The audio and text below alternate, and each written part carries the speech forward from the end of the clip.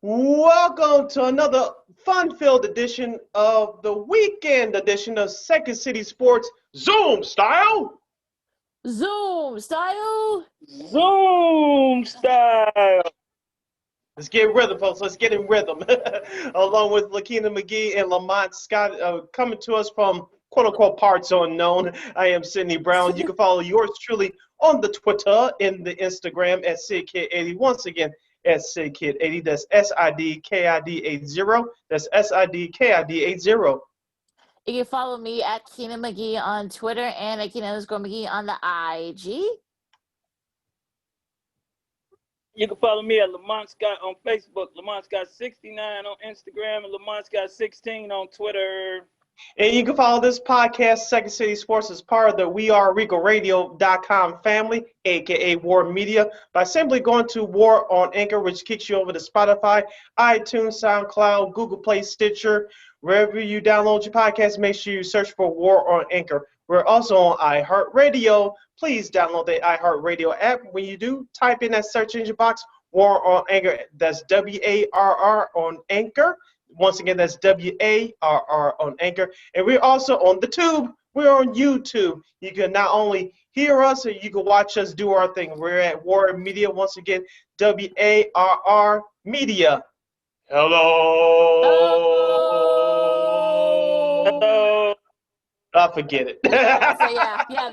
We exist, folks. Lamont's signal's not gonna. Yeah, it's not gonna work with Lamont down there in the boonies. That's not gonna work. But like, comment, share, subscribe to our YouTube page at War Media. Please get those likes up. Smash that like button, like the page, comment on it, share the video, and you'll enjoy it. Yep. All right, so it feels good, guys, knowing that we don't have to worry about having to preview a Bears game because I would get very angry. So I would say like sort of like our Bears mid-season report card, if you will. What grade would you give them? Yours truly will You want me to give start? them. No. Yours truly will give them. No, Sid, you go, Sid. Okay, yours truly would give them a C-, and this is me grading on the curve only because they started off the season 5-1. If you listen to this show all season long, we told you guys that this team wasn't as good as their record was before they started this current 4-game losing streak. The schedule was in their favor. They took advantage of that, and now you start to see their play against better competition. And as I mentioned, they're on the current 4-game losing streak. Against better competition, they get a big fat F. So on the curve, I'm giving them a C-, and that's just me being fair. Generous. You being generous. You being real generous. What about you, Lamont? At least I'm being honest. I'm not gonna go with it. I'm not going with an F because of the 5-0. That's the only reason. But they get a solid D, not a D plus or nothing. They get a solid D because I don't see where they made any growth. I mean, they look like they're retracting. They haven't made any growth. And the 5-0 was a lucky 5-0. And as we have been saying all season long, the 5-0 was lucky. It wasn't a real 5-0. So they can have my D. That's passing, so they shouldn't complain. Well, I'm going to give them a D too because of their defense is kept them afloat. The 5-0, we've been saying for months. It was a mirage. The defense, they got lucky on some of these games, and it's coming back to bite them in the butt. And look, we saw it on the Monday night game against Minnesota. Look, their deficiencies on offense, and yes, even the defense have given us some big plays. This team has problems. And unfortunately, it's not going to be solved after the bye week. I don't think it's happening. They brought in Deshaun Kaiser, who hasn't played in 2 years. So, that's just how far this team has fallen. And I've heard some people say that maybe and I guess we'll ask Fred this when he comes on, but do you think that the Bears should just, I don't know, maybe just tank the rest of the season? That way they can tank for a quarterback. Yeah, tank for a quarterback. Or put them in a good position to take maybe a good O lineman, which has been an issue for them these last few years. So I'll put it on the floor with you guys. What do you think? I don't think they're gonna have to tank. I think their natural coaching and playing and what they're doing right now will give us a good draft pick. I see 2 wins maybe for the rest of the season. So that's gonna put them in a position to get a good draft pick anyway. I don't see us having to tank because they're just naturally gonna tank. And even if the defense rises, it seems like the offense gonna find a way to pull it back down, and they not gonna get where they trying to get. Tanking, I know it's not the greatest idea, but this is the quickest way to improve your team. But you got to have comparable management that knows what the hell they're doing. Right now, the Bears don't have a competent general manager, i.e. Ryan Pace, who knows what the hell he's doing. Yes, I'll give him a few props here and there on a couple of players he picked up on the back end in the later rounds. We'll dig in. Oh boy, they're making me so mad I can't even talk. Take your But we'll time. He's Take all your dive tongue-tied. time. deep He's into that tongue-tied. later. But let's just say Lamont's best case scenario, Lamont is correct. They only win 2 games from here on out after the bye week. That puts you at 7-9. It puts you in the middle of that first round. You're not going to get a quarterback. So for the people who say, well, they're going to lose the rest of the games of the season, they'll go 5-11. Sorry, folks, you have a team called the New York Jets, and even if they win 2 games, you're still not going to get Trevor Lawrence. So that pipe dream is out the window, baby. It's not going to happen. Like you mentioned, Lakeena, whether it's assuming that Ryan Pace is out of here, which he should be, whoever your new general manager is, or player personnel, in quotes, if you watch it on YouTube, that personnel person is going to come in here and has to fix everything. Everything's not going to happen overnight, but if this person's a smart GM, you're going to have to draft an offensive lineman. Of course, that's not all that the Bears need, but we all know that that championship teams, the game of football, if you want to build a championship team, it starts on the trenches, both on the defense and offensive lines. And you will have to pick a quarterback, but the quarterback that you want will not be there in the middle rounds, assuming that you finish 6-10, 7-9. Know your personnel, I guess, and Whoever. I'll say this: whoever they end up if they may have to like wipe the slate clean and start over. They may have to start trading guys. They may have to trade Khalil Mack again. They may have to trade that veteran defense. I mean. Again, I mean, who knows what's going to happen, but we'll see. Go ahead, Lamont. No, I was saying what they probably can do. They might have to start looking at the second best quarterback that's coming out, and they're gonna finish in the middle of the pack. They may can trade up from that spot by getting rid of one of those veteran pieces that you're talking about. So we may can get rid of a Cal Fuller maybe and trade up out of that middle of the pack spot and get the second best quarterback. We know getting the first best quarterback is out of the question because Dallas is still raggedy. Dallas ain't going nowhere. It's a couple of teams that's going to be worse than us, no matter what we do. So, I mean, maybe they could trade up a little bit by moving one of those veteran pieces like a Fuller and still stick with the Mac and try to rebuild it that way. Yeah, that new GM or / player personnel comes in here and has that same philosophy that you guys are talking about. They're going to have to make moves like that. Get rid of a Kyle Fuller. Get rid of, like you mentioned, Lakeena, Akeem Hicks or Khalil Mack again, because I'm not saying the Bears are over the cap. Thank goodness that they're not, but they are right around it. I give them credit that they managed the salary cap pretty good, but if that new GM comes in here and says we have to start all over again, these are the moves they're going to have to make, and we'll see how much these veteran players are worth in the open in the trading market, because the only way to get better is to get younger and you manage their money until their contract's up. And look the way the NFL has been going for the last decade, especially with starting quarterbacks. You win a Super Bowl or two in their rookie deals, i.e. Russell Wilson. And when it's time for payday, you're going to have to pay them. But other areas of your team start to suffer. And we saw that with Seattle. Now they've been able to keep afloat and be competitive over these last couple of years with the departures of those veteran guys from their Super Bowl team from 2013.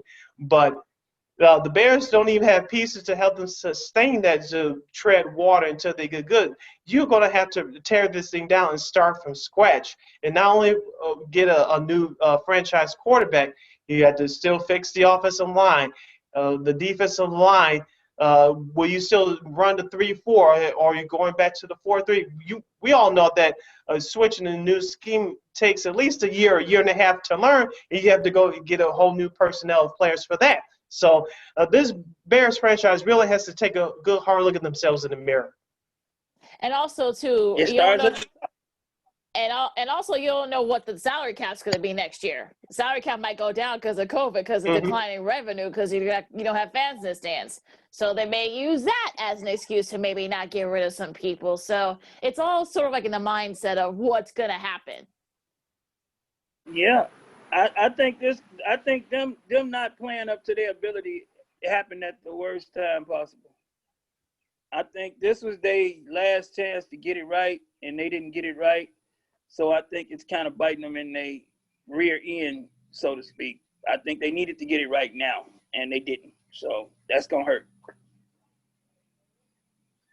You're listening to Second City Sports along with Lakeena and Lamont Scott. I am Sidney Brown as we discuss the Chicago Bears, the 2020 edition. This is their bye week. We're giving report cards, grades, and we're evaluating the team. Going back to what you guys are saying, that there's no more superlatives or anything. I can't really get upset, because we've been telling you this all year. If you've been listening to our shows, the Bears have to be realistic with themselves. This is not working. Head coach Matt Nagy, we all know that he needs to go. And the rankings on offense has been the same since he's gotten here 2 years ago. And all important offensive statistics, they were third worst or at the bottom in the NFL. Third worst to worst in all important offensive statistics in the National Football League, and nothing has changed. We warned you guys that they rode the coattails of the defense 2 years ago, even though Mitch Trubisky had some success, but it ultimately came back to bite them in the you-know-where. Last year, they didn't get away with it. This year, they almost got away with it, but as we're seeing right now with this current 4-game winning streak, the offense is not, I repeat, not in tune to what their personnel is. Lamont, give our new listeners, just in case they join us, what's your slogan for head coach Matt Nagy until he leaves?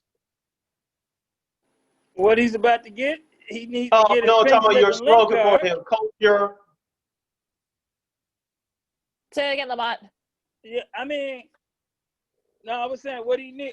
As far as that grade point, they got a D because of the coach. No, you had your slogan as a coach your scheme or not your team or something like that.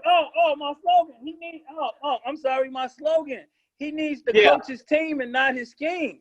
He needs to I haven't got the T-shirts made because I'm not in Chicago right now, but he needs to coach his team and not his scheme. And I think it'll be bad to give him new players, because he's still going to coach his scheme and not his team. You can give him Metcalf. You can give him Metcalf right now and Brady. He's still going to try to coach his scheme. You don't have a running back. You know what I'm saying? You don't have an offensive line. He's still going to try to coach his scheme and not his team. So, yeah, I might make him and send him one and see do he wear it. Well, the thing is that the team, the rest of the league is caught up to him. He was able to get away with it his first year because it was new, it was fun, it was exciting, and no one really knew how to stop it. But now people are realizing that, you want to do a jet sweep to Cordero Patterson? Okay, fine, go ahead. Yeah, we'll see you right away. Or let's try Ryan Nall. Let's put him out there and see what he does. Anytime Cordell in the game. Go ahead, Lamont. But Lakeena, let me ask you a question, Lakeena. Do you think it was a mistake, even at the beginning of the season, with them just not getting any running backs? Remember when we was doing the beginning of the season, I made a statement that why didn't they pick up they don't have any running backs, so that should have let us know then that he was never intending on ever running the ball. And now we see it. I mean, look, they haven't used David Montgomery as much as they should have. I mean, Cordero Patterson, it's not a running back. I've been saying that for like a month now. I mean, you brought in Lamar Miller, but we didn't really see too much Did of he do him. better last week? No, we really didn't see him much. You only saw like once or Didn't twice. Cordell Patterson look better? Well, yeah, he did. Cordell Patterson? Well, as a punt returner, Didn't yeah. Cordell Patterson look? Yeah, as a punt returner, he looked good. Didn't Cordell Patterson look better? But that's not saying much, though. No, in the slot as a receiver. That's about as far as it can go. Yeah, I mean, I'm just saying, but he looked better. He looked better out there than he did in the running back. Well, but you can't do that though every It's single just play, bad, Lamont. man. Though, yeah, it is. And it's funny.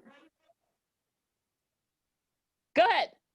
Yeah, you can't. It's bad. I'm just saying it's just all around bad, And later on in the show, when we get to talking, I'm gonna tell y'all one of the only bright spots I can say about the Bears is that being here, I had a chance to focus on another team, and I didn't have to see all of our woes. And we got a lot of them, but a lot of other teams got woes too that's winning. So it's hard, It's just hard being a Chicago Bear fan, reporter, all of that mixed in one. It's just hard. It's really hard. Real quick before we move on to the Bulls, do you guys think that they think they can get it right? I mean, they have to play Green Bay on Sunday Night Football. Yeah. There you go. Sorry, nation. You have to see their stickiness again. Sorry. Yeah, be subjected to their stickiness. Sorry. Hashtag Bears poop. Bears poop. Let's get that trending. Hey, you know what? The good thing they're going to see is Khalil Mack don't like Aaron Rodgers too much, so he going to go after Aaron Rodgers. That's the only good thing we got going for us on Monday night. Here's the thing, going back to the Bears running game. Last year, we had the same problem. Matt Nagy had to be shamed into running the ball because David Montgomery, he was a rookie last year. And we saw that David Montgomery behind a comparable offensive line could have such success. We all knew that the Bears offensive line struggled last year. Now, in the beginning of the season, they were doing okay before the injuries started taking a toll on them. And David Montgomery actually had a nice start to the season. He was hurt right before the season started, but he was healthy enough to play. We saw some potential in him.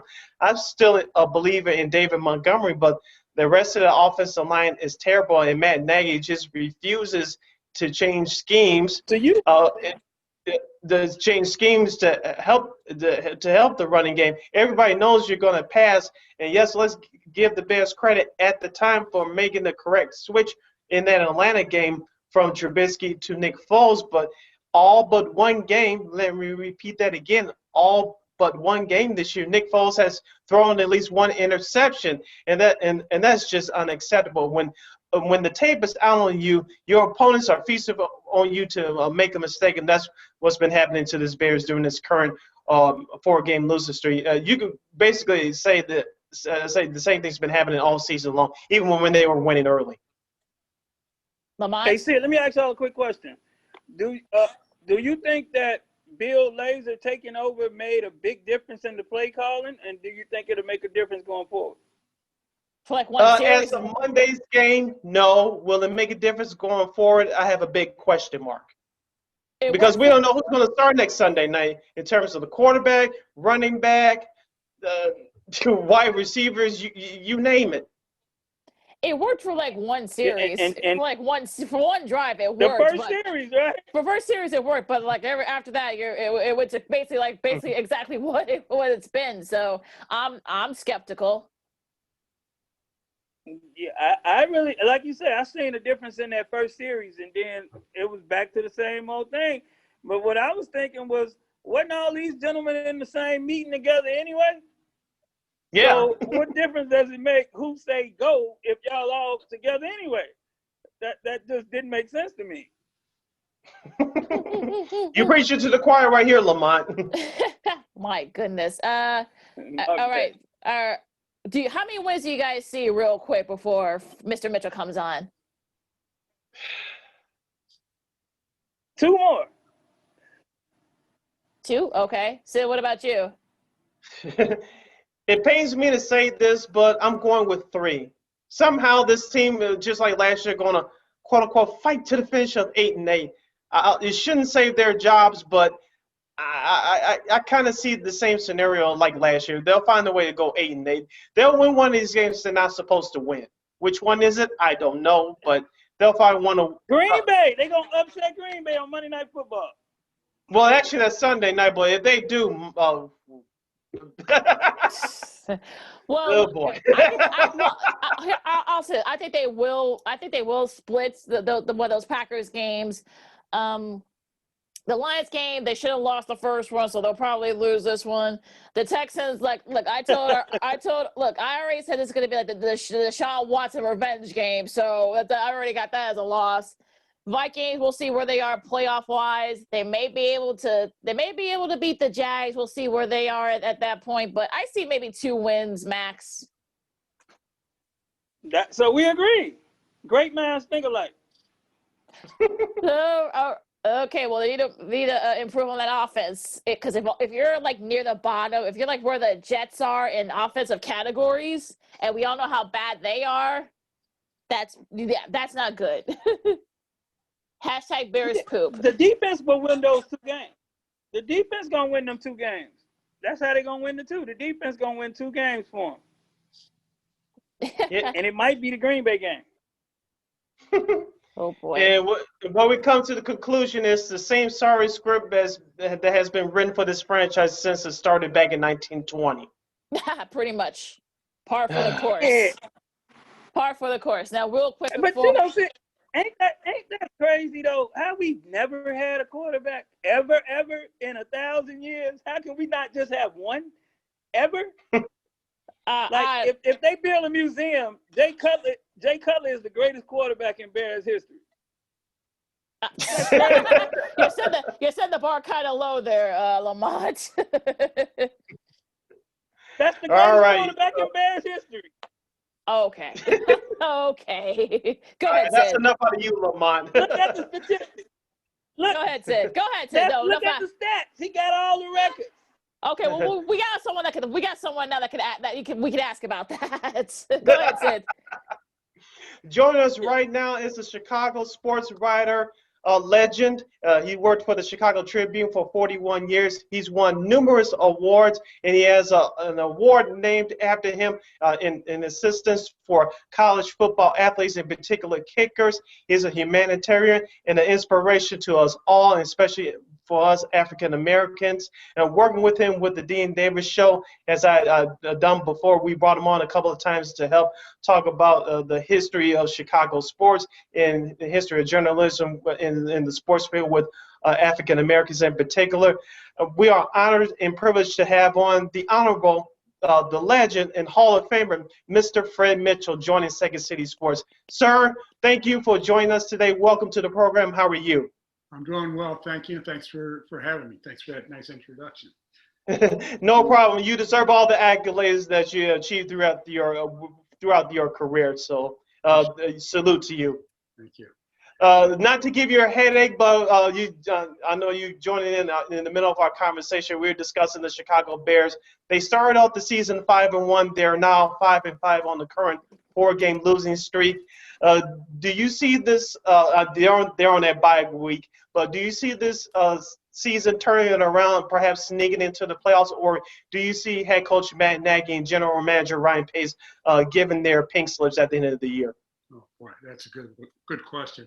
For starters, we sports writers are almost always asked to predict a team record at the beginning of the year, not knowing what injuries might befall the team or other circumstances that might happen.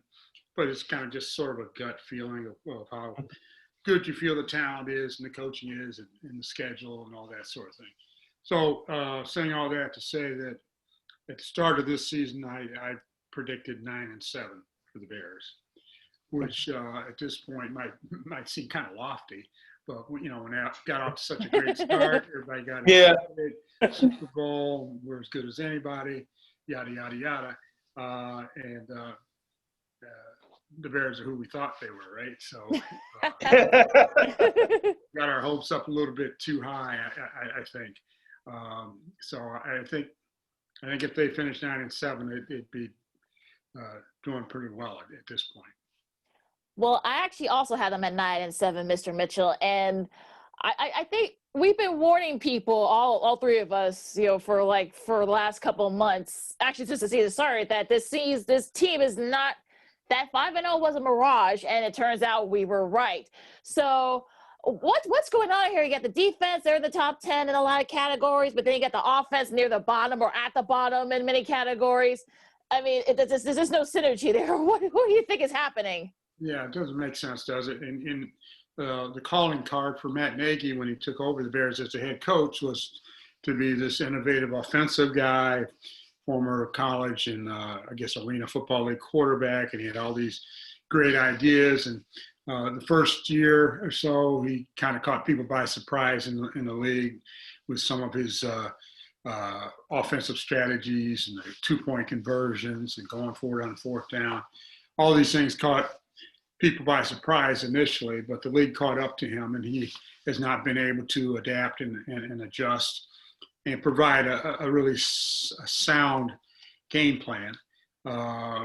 Things have changed over the years, offensively for just about every team in the NFL in terms of the running game. We remember the great running backs of the 80s and 90s and early 2000s who dominated teams. And it's not quite that way yet now, but it certainly doesn't hurt to have a bell cow running back to lean on and take a lot of pressure off the quarterback. And the Bears have not had that. Their best guys are injured right now who could provide that running attack. So they're very, very predictable. And defenses have caught up with them. And if it weren't for the Bears' special teams and their defense, things would be a lot worse than they are right now, unfortunately. Lamont? So what do you think the Bears can do to come to that 9-7 that you had predicted at the end of the season, sir? Yeah. Well, I think they have to try some way to take care of the time of possession. I mean, the thing about a pass-oriented offense is that if it works, great. You pick up the 6, 7, 8 yards on the little slant passes and quick outs and that kind of thing. But if it doesn't work, not only are you failing to pick up first downs and move the ball down the field, but you're also not using up much of the clock, and you're putting an inordinate pressure on your defense when you go 3 and out in about 30 seconds and the defense is right back on the field. That makes it tough. So I think for them, they're not going to be able to reinvent their offense at this point, but they have to be smarter about the types of plays they run and eat up some of the clock and take some pressure off their defense. And that means that they've got to establish a running game. Their offensive line is below average, but I think every offensive lineman will tell you that he'd much rather run block than pass block, go right after the guy in front of him.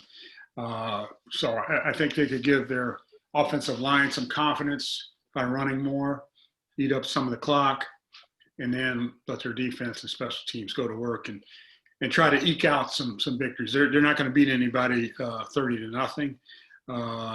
So they're going to have to try to eke out some 17-13 type victories for them to prevail, I think.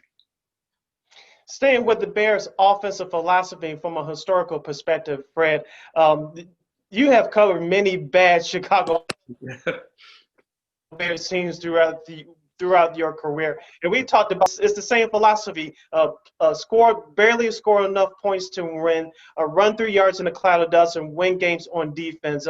From your perspective, what's been the problem throughout the Bears, not just recently, but throughout their whole history of the franchise, and not able to pick a franchise quarterback? Yeah, it just has not appeared to be a priority on their part. And I think Bears fans were enthused when Ryan Pace took over as general manager, when I think he said at a press conference that he intended to draft a quarterback every draft at some point in the draft. And he has failed to do that. And we've seen, over the years, there have been some diamonds in the rough quarterbacks picked in the third, fourth, fifth round, sixth round, if you want to go Tom Brady. Doesn't happen very often, but if you don't try, you're not going to have that opportunity. So I think the more times you select at that position and make it a priority, the better chance at least you'll have to at some point hit a jackpot. But until then, their offense never has really been very sexy, shall we say. It's just not at all. Long, eating up the clock and doing what you have to do to win and let the defense take care. In my opinion, it doesn't matter how you win and how it looks. There's always so much emphasis on, well, let's make sure the quarterback throws for 300 yards and completes 25, 30 passes. That's great, but if you don't win doing that, what does it matter? So whatever way you have to go, depending on the talent or lack of talent that you have on your team, that's the way you have to do it. Know your personnel. That's always been my philosophy. So, Jesus, where do you think the Bears go from here? Do they? I've heard some people say they should go and just tank the rest of the season. Do they maybe try to get to that 9-7, 8-8 that we all were predicting earlier in the year? Do they perhaps maybe somehow sneak into the playoffs, which could very well happen? What do you think is going to happen?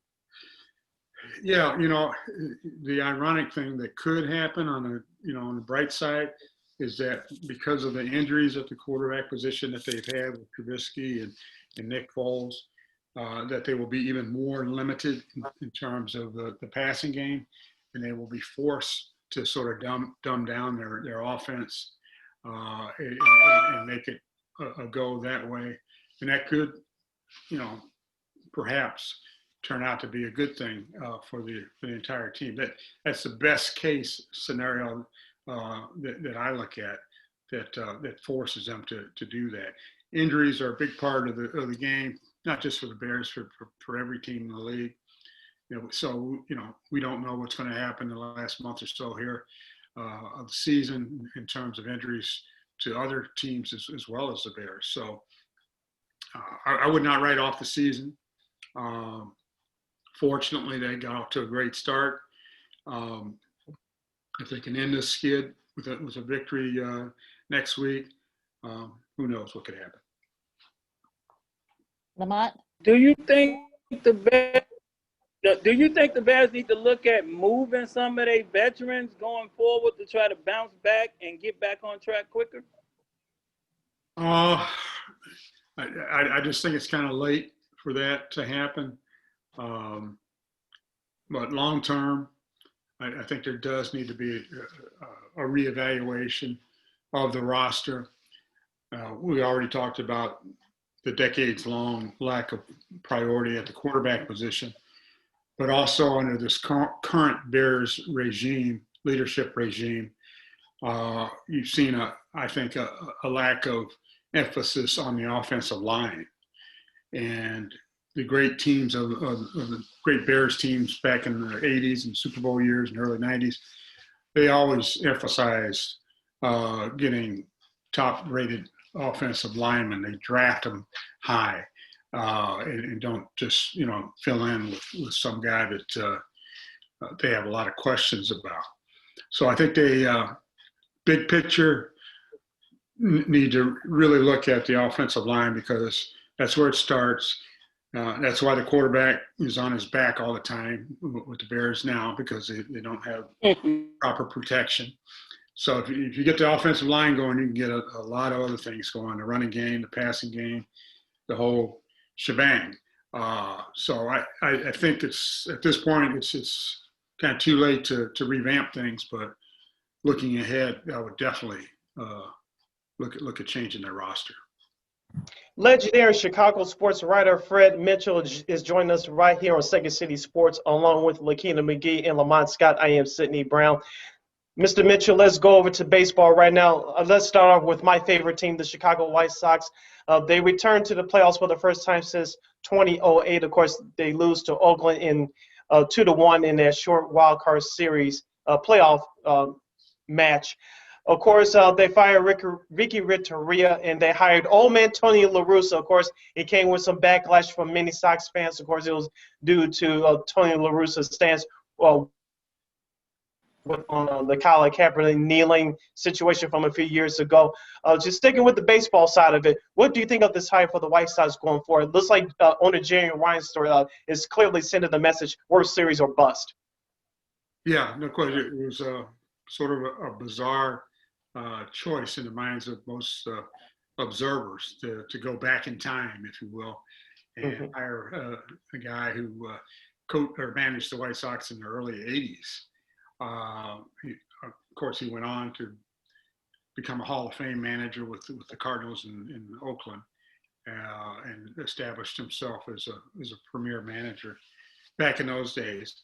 And the big question now is, of course, how will he relate to these young players today who have a sort of a different way of doing things and expressing their joy on the field, and breaking some of the old school rules of behavior, flipping your bat and talking smack and that kind of thing on the baseball field.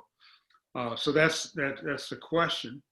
In terms of baseball strategy, I don't think a whole lot has changed in that regard. And Tony La Russa has stayed close to the game in terms of watching from upstairs as a sort of an advisor and consultant to various teams in Major League Baseball.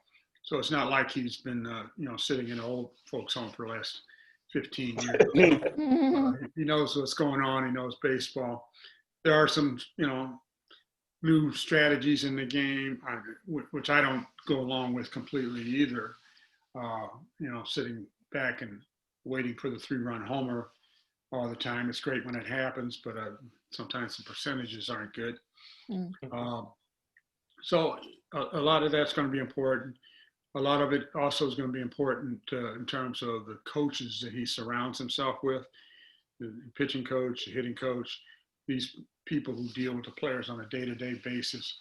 They will be, as significant perhaps as Tony La Russa as the manager. But what Jerry Reinsdorf has done is kind of put the White Sox back on the radar, and people will definitely be watching, critiquing the team on a positive and negative basis. The expectations are high, which they should be, and it'll be exciting to see how things turn out. I'm happy that the White Sox are getting some of the headlines and the attention that they deserve, because there's some fine young ball players. What about the Cubs? We saw Theo Epstein deciding to opt out basically, and also now Jed Hoyer is going to take over. Now there's word that they may make some big changes among the personnel. What about the Cubs? We saw the White Sox are on the way up. Are the Cubs on the way down? Are they kind of going to be leveling off? Yeah, that's a good question, and that's I think Theo sort of answered that by saying, okay, I've done my job and I'm time to move on. And it's a very difficult decision for any general manager to come to a point to make a realization that, okay, the nucleus of this team has gotten us as far as they can get, and it's time to change things up. And I kind of think that's where we are with the Cubs. Because we've seen, in 2016, they won the World Series, high expectations after that. And those, first of all, there's lofty goals to match on a year-to-year basis. But, you want to be competitive, you want to be in the conversation every year. And Theo basically was able to do that with this team. But I would not be surprised if there's some major trades made, changes made, and some new personnel to come in. It's not, once again, it's not an easy decision for any general manager to make when a guy's 32, 33 years old, and you're wondering, is he going to come back to what he did 2 or 3 years ago, or is this going to be a steady decline? These are questions that they've got to answer now. Lamont? Sticking with both sticking with both teams, what key move do you think that each team could probably make to keep them both relevant next season and on a winning path? Like one move do you think each one of them can do? Yeah, I don't know off the top of my head the list of possible free agents and that sort of thing, but just position wise, you always hear people say can never have too much pitching. Whether it's a starting pitcher or closer, somebody you can count on a regular basis. I'm sure each team would love to have that type of player on his roster. Offensively, the White Sox look very promising, right? With the MVP Jose Abreu and Tim Anderson, the young players, Robert, and these guys coming up.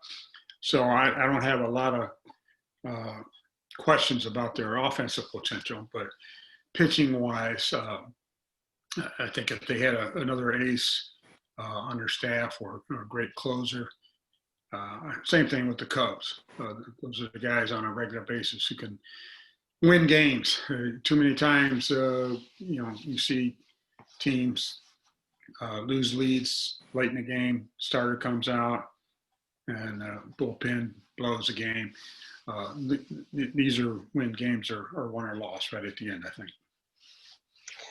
Sticking with the White Sox, of course, we talked about earlier about one of the many reasons why the White Sox fans likes this team is because of the attitude, or as the young people call it, swag, and it's led by Tim Anderson. Of course, Major League Baseball put out a campaign a couple of years ago featuring now Hall of Famer Ken Griffey Jr. saying, "Let the kids play."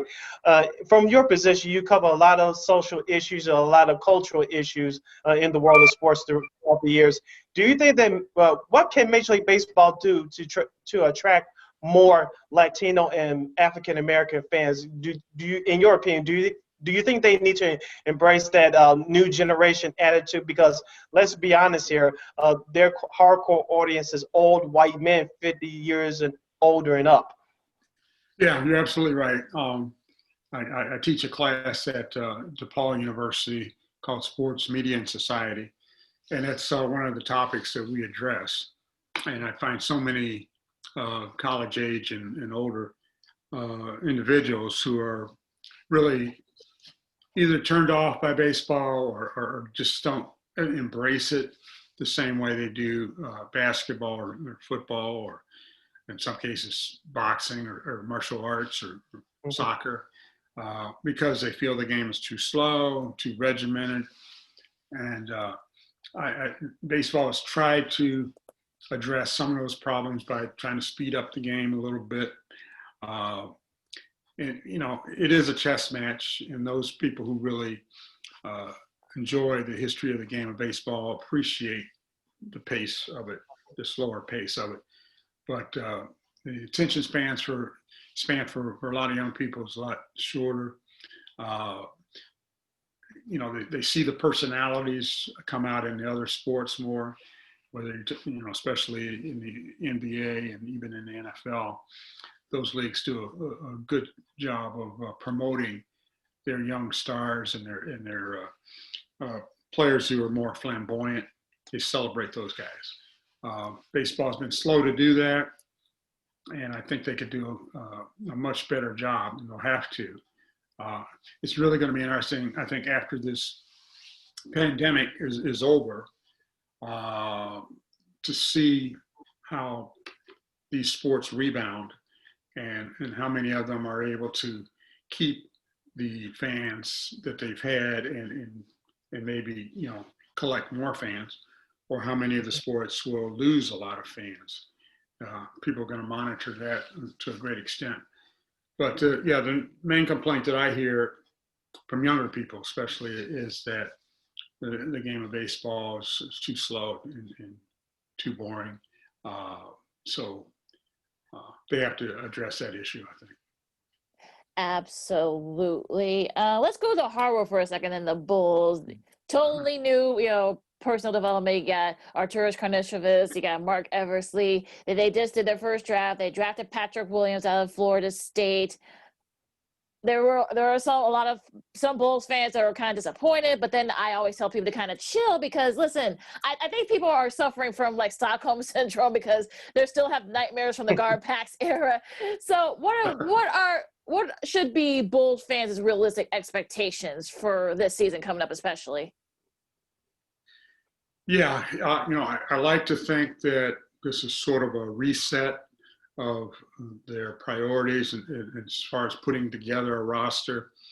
And I've got to think that they've got other plans in the works or in mind, in addition to this young player that people didn't expect to go this high, that they're trying to go along with their new coach and his philosophy, the types of players that he wants to put on his roster. So I think, like you said, we have to kind of wait and see what transpires in terms of free agency and trades, and see what the roster looks like. I don't see an immediate transformation from looking at the roster the way it was. And when you look at every championship team or great playoff team in the NBA, they all have at least two superstars on their roster, at least. And the Bulls just don't have that one superstar. They've got some really good players, but not the superstar player. So we'll have to wait and see. But in the interim, it looks to me like they're trying to reset the type of player that they have on the roster, the multi-faceted type guys. And like I said, I've got to think they've got something else in mind that we don't know about yet. I certainly hope so. Lamont?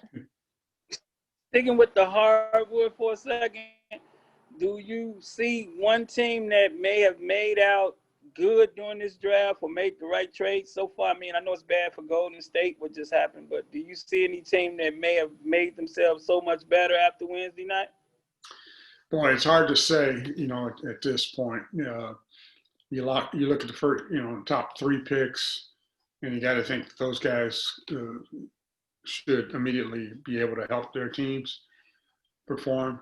But it's so many of these guys are so young, right? In the top 10, guys who are freshmen and sophomores in college who haven't had a lot of experience and don't have a lot of things that you can look at statistically to predict exactly what they're going to be able to do.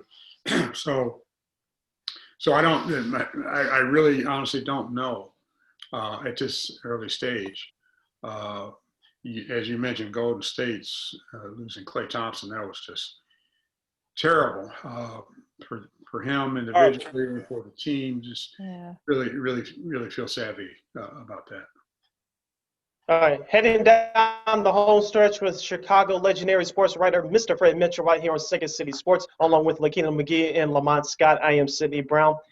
Mr. Mitchell, let's go back in time a little bit since we had these last couple minutes with you. Of course, we all watched The Last Dance on ESPN a few months ago. I believe the series is out on Blu-ray right now. I know you had a front row seat for the Chicago Tribune doing all those 6 World Championships teams with Michael Jordan and Phil Jackson and the rest of the cast of characters. What did you think about The Last Dance? It turned out to be really Michael Jordan's last dance, but what did you think about the documentary overall? Yeah, I found it very entertaining and informative.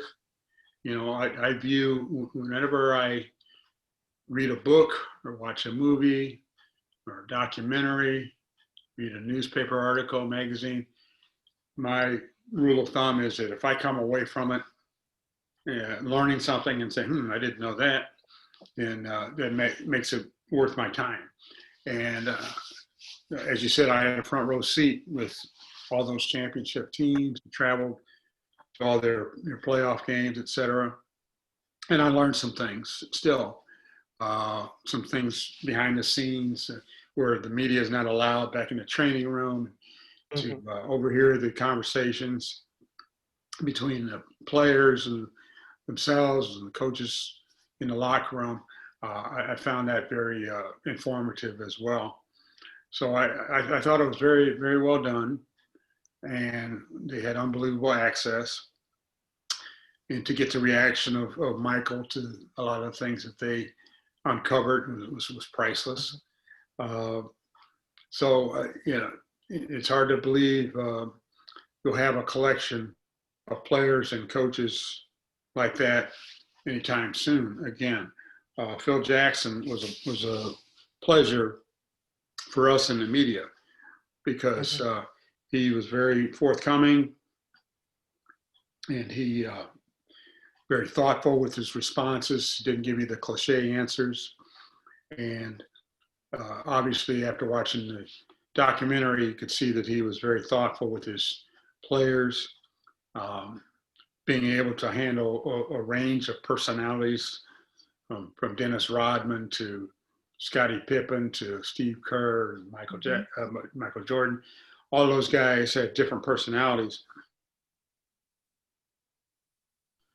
and make them work as a team more than anything else. And I think he doesn't get enough credit for that, because everyone knows what a great player Michael Jordan was, and says, "Oh well, yeah, just best ever player." But he did a lot more than just roll the ball out there and say, "Go play." He got all these personalities to work together and win all those championships. That's, repeating is always more difficult than winning that first one in whatever sport you're talking about. Last question for me, Mr. Mitchell. Social issues are becoming a big topic, these last few months, especially since the pandemic started. Seeing athletes, both pro and college, sort of stand up and, making their voices heard. Do you think this continues? How do you compare this to when you played? Because it was still going on, even back then. And now it's, you got social media and everything. It's much more nuanced. So what do you think about the times changing from more and more athletes speaking out? Yes. Well, you mentioned it right there. That social media is the biggest difference. And, as a reporter, you have to monitor all social media of the athletes and coaches nowadays, whereas in the 80s and 90s and early 2000s, you didn't have that issue. One thing I wonder about is when it comes to politics and other social issues, nowadays athletes tweet everything out there. And this is how I feel. I like this person. I don't like that person. And so you've got conflicting opinions on the same team. So I'm wondering how that plays out for a teammate who says, wait a minute, this guy that throws his passes to me every day has, completely different political views than I do. How can I, coexist with somebody like that? So I wonder about that. And access to players is different now, especially in NFL, where they only trot the player out there for a press conference in front of everybody, and you don't have the one-on-one access that you used to have when I was covering. But on the opposite end of that, like I say, it's a social media thing where you see things, an exchange of conversations with one player with another, player with a fan, player with the media, all of these things. So it's truly a case of more than what you see on the playing field going on when you monitor social media in terms of player contracts, how a player gets along with the coach. All this thing is out there for everybody to see. And a lot of, we think about players in the 80s and 90s, especially who did not, when cell phone video was not a big deal. And you wonder how they would have existed. And taking pictures of them every time they were out doing something that's inappropriate. We would have a lot different opinion about some of these guys today, I think. No doubt about it. Lamont, you got another last question? Last question. Last question for me. What advice would you give a young Afro-American reporter who wants to sustain the longevity and success that you have had in this business? Well, thank you. Yeah, man, I mean, first of all, I was very blessed to have a 41 and a half year career with Chicago Tribune. And my best advice to young African American journalists, or any journalist for that matter, is a couple of things.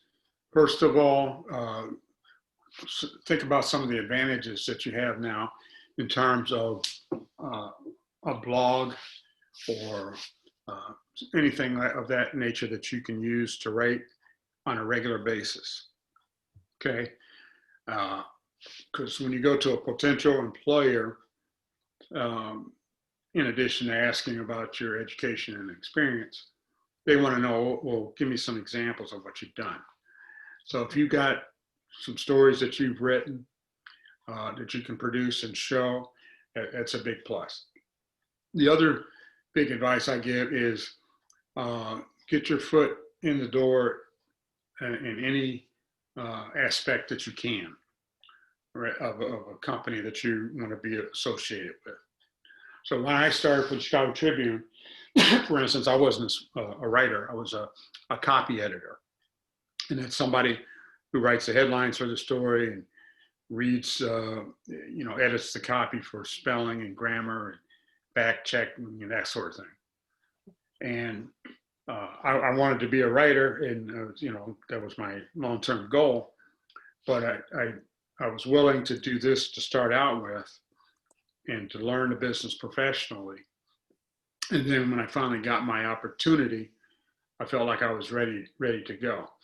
But if I had gone in with the attitude of, hey, I want you to hire me as a columnist, or I want you to hire me as a beat writer covering the Bears or the Bulls or the White Sox right away, they probably would say, well, you don't have enough experience, so we don't have any track record on a basis to get you started right away. But we do have a job over here, editing some copy, answering the phone, whatever they might have for you to do. So you have to humble yourself sometimes and say, okay, I'll do whatever you ask me to do. And eventually people will notice your work habit, your work ethic, and your ability and willingness to do whatever it takes. And then when a position opens up, they will say, hey, well, I remember this guy. Yeah, he works hard, and he worked overtime, and he did this and he did that. He did more than we expected. Let's give him a shot. So you have to be willing to just get in there to get noticed first, and then get your dream position. You have to pay your dues. I paid my dues for several years, and a lot of long nights, and where I questioned myself when I was really young. Is this really what I want to do? And the answer kept coming back, yes, this is what I want to do. And I remember the first opportunity I got to write was covering high school sports. And so I jumped at that opportunity, and I covered people like Isaiah Thomas and Doc Rivers and Terry Cummings, these guys, Chicago area guys in high school, and wrote lots of stories about them. And they kept telling me, hang in there. When a job for a professional team comes open, you're going to be right at the top of the list. So they gave me the Bulls beat, then came the Cubs beat, and the Bears beat, and on and on.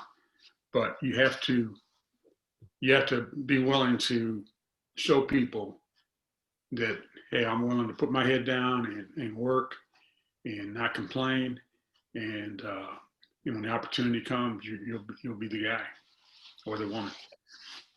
All right, that was Mr. Fred Mitchell, a legendary Chicago sports writer. Before we let you go, Mr. Mitchell, we'd like to give you a huge round of applause for you set an example for all of us future of sports broadcasters, journalism, wherever you wanted to do in this business.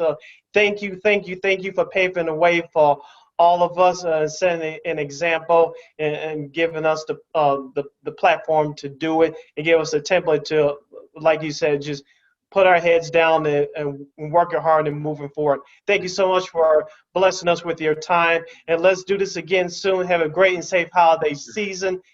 Once again, thank you so much for joining us. And let's do this again soon. It was our pleasure talking to you today. Thank you. I look forward to it. Thanks all to all of you. And I appreciate the work that you guys are doing. And keep on keeping on. Have a great holiday season. Thank you very much. Thank Appreciate you. it. Stay All right, safe. salute to you. Stay safe, Mr. Mitchell. All right, you got it. Thank you, sir.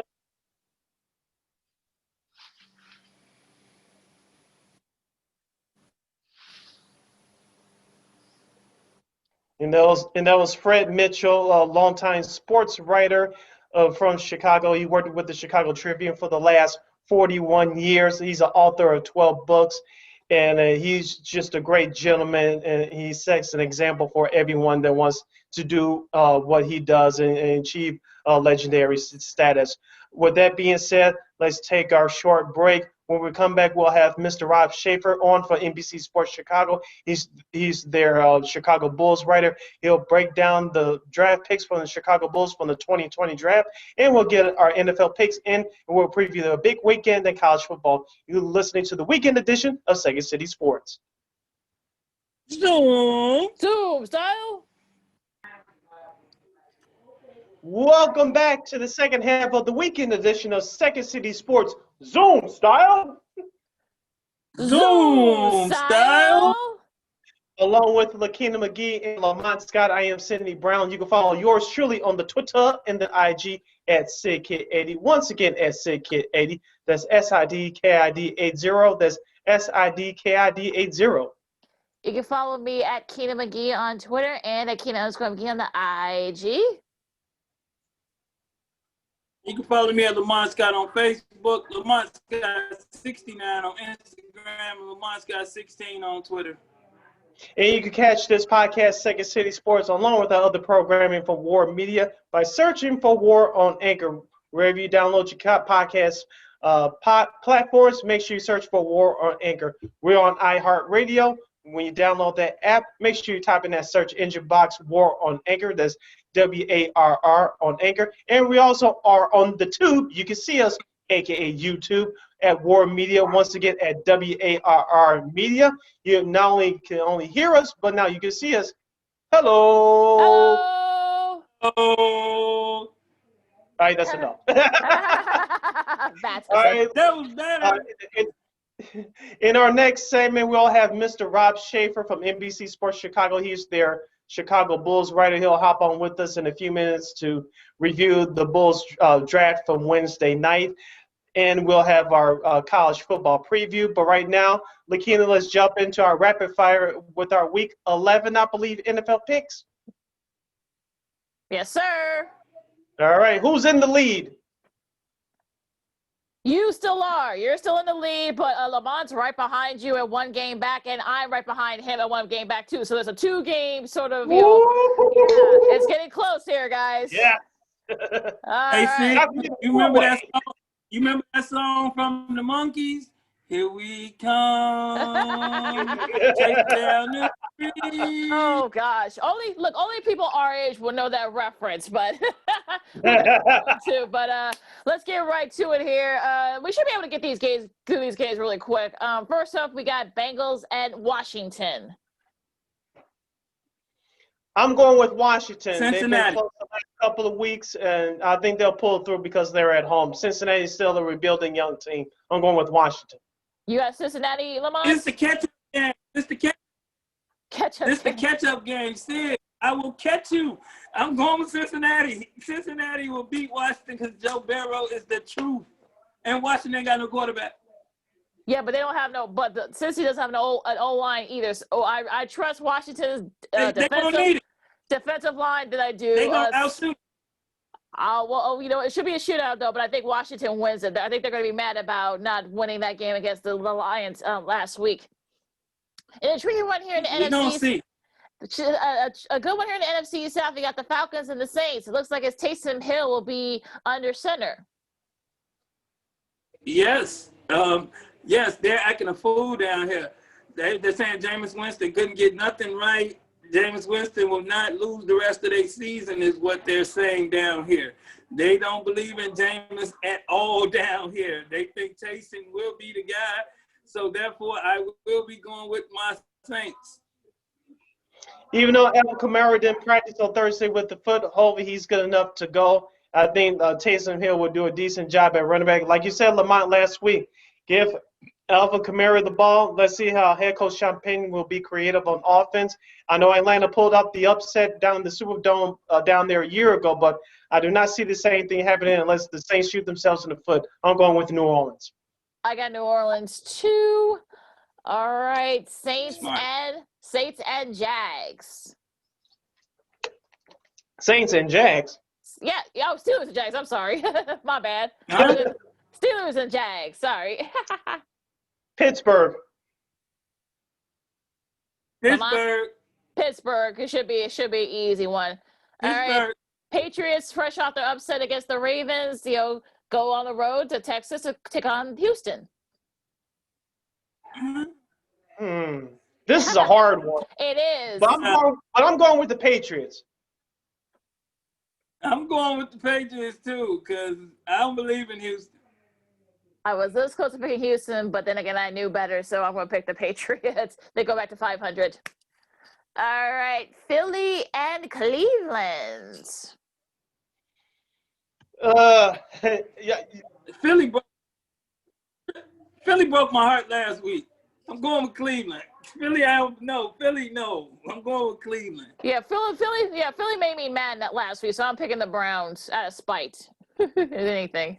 I'm throwing you on the clean sweep. Watch Philadelphia win this game too, even though they're going back on the road. But until they show me something, I'm going with Cleveland. Yeah, absolutely. Smart. Detroit and Carolina. Teddy Bridgewater will be out. So I'll pick the Lions, even though I don't want them to win because I want Matt Patricia gone. You stole my pick, but I'm jumping on the bandwagon with the Lions. Yeah, me too. Because I was like, the Lions got to get better, and they gonna catch the Bears. So watch out. Okay, you know it. A battle of 63 here in the AFC. Got the Titans and the Ravens, both coming off losses. I'm going with Baltimore only because they're at home. I'm going with Baltimore only because don't nobody believe him no more. Does your mother still believe in that team? Right? Yes, she do. All right. You still believe in Lamar Jackson. She love her Lamar Jackson. I have to say. She said they've been hitting him hard. Oh, yeah, I hit them too hard. Okay. Yeah, there's something about angry Ravens. I think people are giving up on Baltimore again, even people in Baltimore. So what do you know? The Ravens will probably have their best game of the season, and the Titans have been kind of iffy the last couple of weeks. So I'm going to pick Baltimore because they're at home. All right, the 0-9 Jets and the Los Angeles Chargers. The first 3 o'clock games. Oh, what was that? Chargers. Jets and the Chargers. Oh, Chargers. Chargers, yeah. All right. Miami, Tua, and the Dolphins go to the Mile High City to take on the Broncos. I got an upset. I'm going with Denver. Okay. All right. Lamont? Well, if Cincinnati don't catch you, Miami will, because I'm cool with Miami. So I'll meet you at the top, Sid. Something about Tua, I don't know how he's going to be able to play in that altitude. That's going to be like my number one concern. So I'm going to go with you, Sid. I think the Broncos will pull off the upset, I believe. All right. All right, next up, the okay. I'm okay in the All right, that's enough out of you, Lamont. All right, you got America's Game of the Week. I don't know if that's true or not for Fox, but you got the Cowboys and the Vikings. I'm going with the Vikings. I don't think Dallas can stop no run, but I don't think Dallas can stop anybody. I think Dallas might end up with the number 1 pick That's how bad I believe in Dallas. So I'm going with the Vikings. Yeah, I know it's a short week, but the Minnesota, they're playing at home. I know the Cowboys are fresh off a bye. I don't think it's going to help. I think that the Vikings are seize an opportunity to get back at 500, perhaps maybe challenge for those wild card spots. I think the Vikings will win. I think Dalvin Cook will rush for like almost 200 yards. Look, one quick thing, Lakeena. It's a Vikings catch the Bears week. That's what it is. The Vikings catch the Bears and then overtake the Bears the following week. That's what's going to happen. That might just happen. And what will probably this interconference, what should be the game of the week, you got the Packers and the Colts. Oh, That's going to be a good game. Yes, I'm back and forth with this one. it pains me to say You know this, what? I'm going with Green Bay. I never want, and if Jason was here, he would agree with me. I never, ever want to pick Green Bay, but I'm picking them. But I don't want to. But it's going to be a good game. It'll be a very entertaining game. You know what? I'm going to pick the Packers too. I know the Colts. I know they're going to want to try to swarm. Aaron Rodgers. I know, but you know what though? I think Rodgers actually does do a good job. I think he may want to redeem himself too because he didn't have a really good game against the Jags last week. So I'm going to pick the Packers. All right, should be a good one here in the AFC. Should be a good one here in the AFC West. You got the Chiefs and the Las Vegas Raiders. The Raiders do not have a defensive line because of their players being on the COVID list. Probably most of them will be off the list by the time the game starts. The Chiefs are looking for revenge because they lost a rare home game to them last month. Of course, the Raiders caught them off guard. The Chiefs won't be caught off guard here. I'm going with Kansas City on the road. Yeah, I see it. They not only that, Sid, they're gonna be mad. They're gonna pull out some plays that they ain't even pulled out yet. They gonna go up there and try to destroy. They gonna try to destroy the Raiders. I'm going Kansas City. Yeah, I think Pat Mahomes and Andy Reid probably have this game circled, especially after what happened a few weeks back when they beat them at Arrowhead. So, look, I think they're gonna throw the playbook away and just he's gonna slung it. So the Chiefs will probably win it pretty handily because, like you said, they don't have the Raiders don't have a defensive line. A lot of those guys are could be cut off the COVID list. So it might be a blowout. You never know. All right, this Monday night should be a good one here. This is going to be another hard one. They got the Rams and the Bucks. I'm going with Tampa Bay. It's going to be a classic shootout. I believe both defenses are not that good, but I think Tom Brady will have enough to pull through. They'll carry some momentum from last week's game. I'm going with Tampa Bay. You know what? I might lose my lead because of this, but I'm gonna go with the upset, man. I'm gonna go with the Rams. I think Aaron Donald gonna hit Tom Brady and change his way of thinking. Yeah, this has like Aaron Donald 3-sack game written all over it. I'm gonna go with the upset. The whole time zone thing is not gonna work. Not gonna because it's at night and it's on Monday, so it won't even make a difference. So I think it's gonna be like what the Bucs did to the Packers. I think the Rams will win it. I think they'll win it pretty handily. All right. Yeah. And that was our week 11 NFL picks. Join us back next week as we pick our games for week number 12. As we transition now back to basketball, in particular the Chicago Bulls. And join us right now to discuss the Bulls draft picks made in the 2020 draft from Wednesday night is Mr. Rob Schaefer. He's the Chicago Bulls writer. You can check out his work at NBC Sports Chicago, and you can download the My Teams app, and you can check out his work there. And you can follow him on Twitter at Rob_Schaefer. Once again, at Rob_Schaefer. Rob, welcome to Second City Sports, rather. How are you? I'm good. How are you guys? That's better than I've ever plugged myself. So I appreciate that. Intro. No problem. You do great work. Of course, the Bulls, with their first-round pick, they selected a small forward, Patrick Williams, 6'8", small forward out of Florida State. He weighs at 225 pounds. Of course, if you've been reading the blogs and the post on Twitter, just like we all have. And of course, most of Bulls Nation, they're in question about this pick only because they haven't watched Florida State play. Of course, Patrick Williams led the team in scoring coming off the bench. What were your initial thoughts when Arturas Knishovitz and GM Mark Eversley made this first round pick? Sure. Yeah, there was a little buzz in the days leading up to the draft that they were looking at him and seriously considering a number 4. I think the first reaction for a lot of people is that it's a bit of a reach, and it might end up being. I think for that reason, it's been a little polarizing in the fan base. I've seen that reaction to kind of who is this kid? Nobody's seen a ton of him. Obviously, yeah, he comes off the bench every game he appears in. He did win 6th Man of the Year for the ACC, which means something, and kind of had a more of like a defensive-minded role with them. Didn't have the ball in his hands a ton, although he does have some ability. He played point guard 3 years in high school, and he's one of those. I'm not comparing him to Anthony Davis, but he's one of those Anthony Davis types where you grow up and you're a point guard in your formative years, and then you have the growth spurt. And now you have guard skills and a forward body. I think that's intriguing. I think it's a pick. It's hard for me to slam a pick. It's hard for me to like overly criticize it. Just because he's 19, he's the youngest kid in the class, a youngest collegiate kid in the class.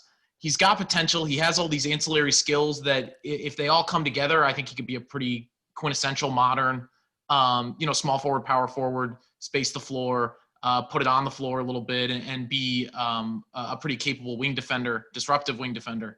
So I think in a draft where a lot of people were all over the place with their evaluations, if this is the guy that the new front office thinks has the highest upside, I think it's good to take the chance. And if it goes against convention, I mean, I think there's something to be said that to tune out the noise and to kind of make the pick that you think is the best in a vacuum. So I'll reserve final judgment at least, until we see him in some games at the NBA level. He seems ready from the perspective of his body being ready. Seems like a smart, humble, hardworking kid. I think there's reason to be optimistic about it. There's reason to be skeptical. We just got to wait for the games to start. Well, I think the thing is, Rob, that we don't know any of these guys because we didn't have a tournament to sort of, go off of. There were no workouts unless they did it virtually. So I've been telling people, look, I've seen this guy play. This guy is really good. He's a quality young man. He's 19. Everybody says he's a quality kid. So I think that probably played a part too. So do you think that where do you think he fits? Does he fit sort of like the small forward or kind of like the big guy kind of sort of aspect of it? So where do you see him like in that Billy Donovan offense? Yeah, from watching him, I actually think he's a 4 full time in the NBA, at least from the start, because he's a little bit bigger. And I think there's going to be. He played at Florida State. They played a switching system. They pressed a lot. So I actually think those contextual elements will help him a little bit. He has experience kind of playing all over the floor and being versatile and filling a role in that way. I do think he's in a positionless game. I think he's probably closer to a 4, especially if he could space the floor and put the ball on the floor and kind of be able to be an offensive mismatch.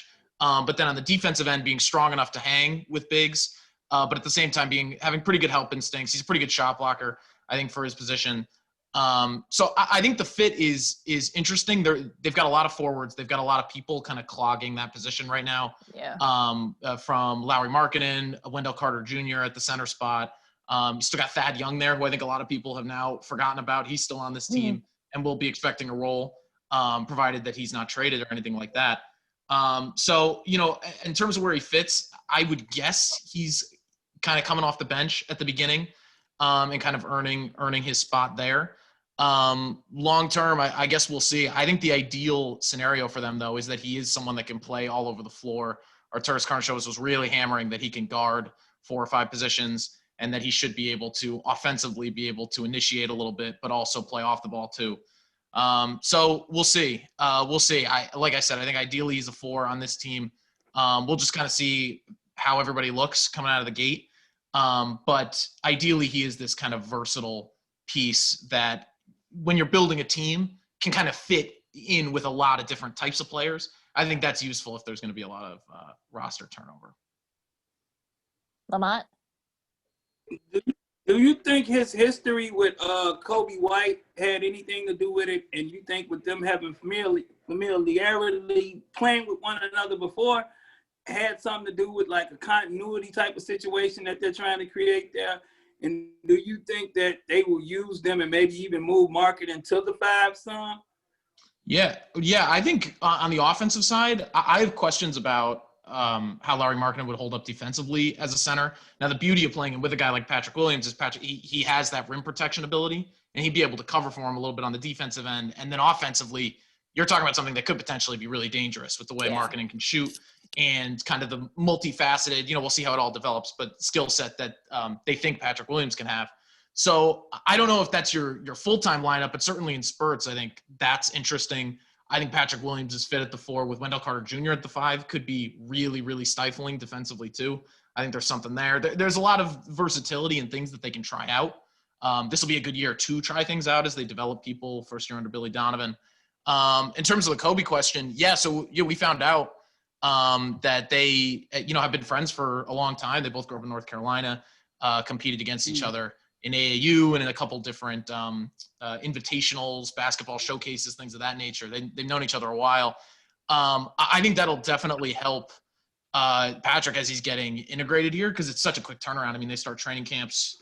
I lose track of what day it is, but in 11 days they start training camps. You got to be in Chicago.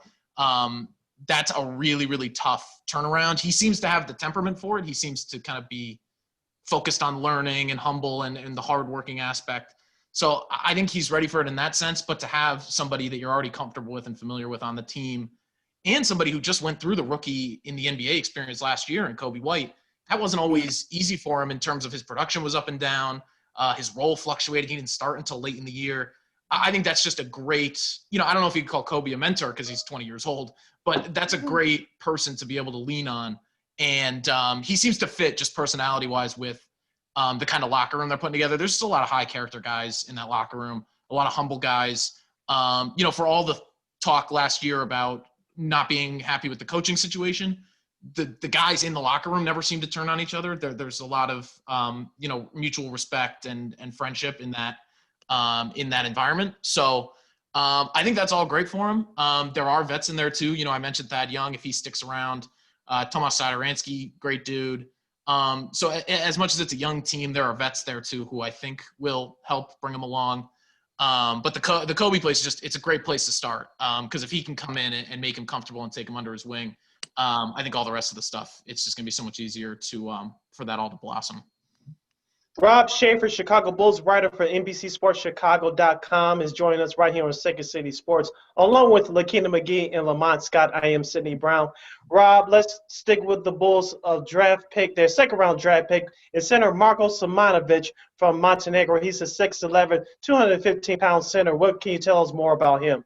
Yeah, so I obviously haven't watched hardly any of him. I don't think anybody has. I can't claim to be an expert on him. I did find an archive for some of the games because their season is going on right now over in the ABA, the Adriatic Basketball Association. So I found an archive of some games there. I've got their schedule tabbed. I'm going to be watching some more of them. From what I have seen, I watched a game of his this morning. I've seen some scouting videos and highlight tapes, things of that nature. He seems like a pretty skilled, versatile big guy, runs the floor, shoots it a little bit. I think those are his two biggest skills. Those are the skills that Arturas Karnisovas highlighted. Almost 7 feet tall, 21 years old, so potential. But in terms of his impact on the Bulls, he's a draft and stash guy at least for a year. That's what AK said. At least 1 year. He used that strategy a lot in Denver, and some of the guys takes 2 or 3 years to come over, or they kind of never make it over, make an impact at all. So I don't think our expectations should be super, super high at this point. But he's certainly interesting, and it makes sense to use the draft and stash. They're kind of tight on roster spots right now. They've got, depending on if Denzel Valentine accepts his qualifying offer, which I think we expect to, and depending on how free agency goes, they could really only have one, maybe no roster spots to give out. So I think it's a good move to get a guy that you're intrigued by, but maybe don't have the highest expectations for, see how he develops overseas. And, if you can use him, if you can bring him over here, he seems like he's a fit for what a modern big man should be with his ability to space the floor and be mobile. So, yeah, we'll see how that develops. But, it's funny. I was joking around about this. He actually plays for the team in Serbia that Nikola Jokic used to play for, which is Arturas Karnisovas' biggest draft claim to fame. So we were joking that he's the next Jokic, which nobody should obviously ever expect that. But it's a funny connection. It's a funny connection. And you never know. No, I guess not. And so that'll be a fun thing to follow. I'll be excited to get into some ABA Adriatic League basketball. And yeah, we'll see how he develops. Should be very interesting there, Rob. You posted, let us know so we can follow you. Yeah, exactly. All right. What do you think are the realistic expectations that Bulls fans have for this team? You got a totally new front office, you got a new coaching staff. I've heard people say that, well, you know what, if we, compete for a playoff spot, especially with the schedule being what it is, what are your expectations? Yeah, I think reasonable expectations. I don't think you can put the playoff expectations on them yet, because we saw they did that last year, right? It was from coming into the season, it was, we expect our goal is to make the playoffs. And I don't think it's a bad thing to set goals like that and to chase them, but to put them out in the media and to really have that hang over you for an entire season, I think it made the scrutiny all that more intense when things started to turn south. So I think the lesson learned from that, and for a new regime and for a new coaching staff, is probably going to be, we're going to take a slow, patient approach here. And I think reasonable expectations, if we can just look at individual players on this team and say that they are better this time next year than they are now. And I think there are a lot of cases where, after down seasons last year, like a Lauri Markkanen, for example, I think there's a lot of room to improve there. Like, there's a lot of room for him to have a better season this year than last season. So I would look there, on an individual basis, consistency from a guy like Kobe White, if he could build off that really strong finish he had at the end of last year. Zach LaVine taking another step forward, Wendell Carter Jr. staying healthy and showing that he really is this impact defensive player that we all think he can be, and that he has a little bit of offensive juice too. And then obviously all the things with Patrick Williams, all these pieces of potential, if those start to show up on an NBA court, I think those are all reasonable things to expect because they have a player development coach. They've got an all-new coaching staff. So individually, I'd be looking at that. In terms of team-wide, just improve the winning percentage. I mean, I know next year's draft is supposed to be a really strong one, but I don't think they're in a position where you can even have in the back of your mind trying to get another top 5 pick, trying to tank, things of that nature. I think you have to, even if it doesn't result in a playoff berth, you have to be thinking forward just with the way that this roster is built. And the way you have decisions on a Zach LaVine extension coming up in 2 years, Lauri Markkanen at the end of this year, or maybe before the season starts, you might have to think about an extension for him. So I don't think, because you could look at all the individual stuff and see improvement there, I don't think, we should get the pitchforks out if they aren't a playoff team next year. Yeah, you definitely want to see individual improvement. You want to see the winning percentage getting better. And I mean, the good news for them is with the play-in format that they have this year, it's not going to be a straight, you have to be a top 8 seed. If you're a 10 seed, you get into this playoff tournament that they're doing, the play-in tournament for the 7th and 8th seed, and you'll have a chance. So maybe that adds an exciting element too, where they really only have to finish 10th in the East to have a chance.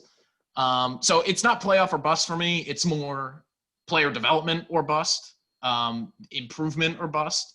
And, I think the thing that is unfortunate about a season like last season is it makes a lot of people lose faith. But now that we're entering this next year, the bright side is it kind of can't be worse. There's nowhere to go but up, without a more eloquent way of saying it. So yeah, that'll all be stuff to track, the player development stuff. And if they could just make some kind of sizable, 4 to 8 win jump in the first year under Billy Donovan, you could at least feel like they're going in the right direction. Lamont? Thinking with the draft, what team do you think came out of Wednesday better, be it draft or trade, and what's going on with them? I think Philly was my big winner in terms of other teams that I was watching how they operated.